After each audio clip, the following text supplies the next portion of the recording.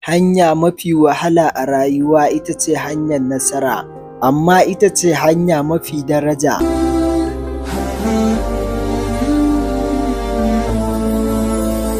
Ka sani a duk lokacin da kaga wani ya yi nasara bai same ta da sauƙi ba, ya gaji, ya daure, ya faɗi, ya tashi, wani lokaci ma ya yi kuka amma bai tsaya ba.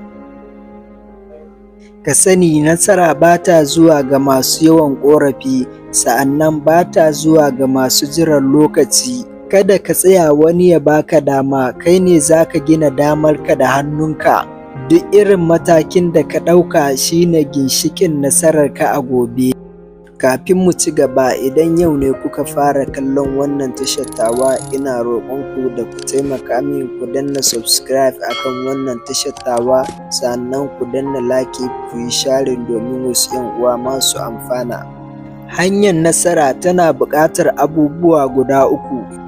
Mataki na farko, ka kasance mutum mai kyakkyawan niyya. Mataki na biyu, juriya da jajircewa. Mataki na uku, ka kasance mutum mai yin aiki fiye da magana. Kada ka kasance kawai kana yin magana ne ba tare da mutane suna ganin abin da kake aikatawa ba a aikace. Ka tuna idan ka tsorata ka tsaya, rayuwa za ta ci gaba ta barka. Amma idan ka tashi ka tsaya, rayuwa za ta buɗe maka ƙofofin da baka yi tunani ba. Ka yarda da kanka, ka dage, ka ci gaba da tafiya, nasara tana nan a gabanka. Ka sani hanyar nasara ba gasa ce tsakanin kai da wani ba, gasa ce tsakanin kanka da kanka.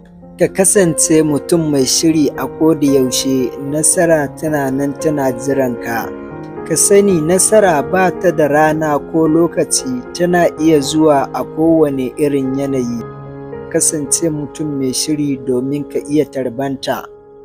Daga ƙarshe, ka daina yawan bayyana nasarar da kake samu ga mutane, domin ba kowa bane yake son ya ga kana ci gaba a cikin rayuwarka.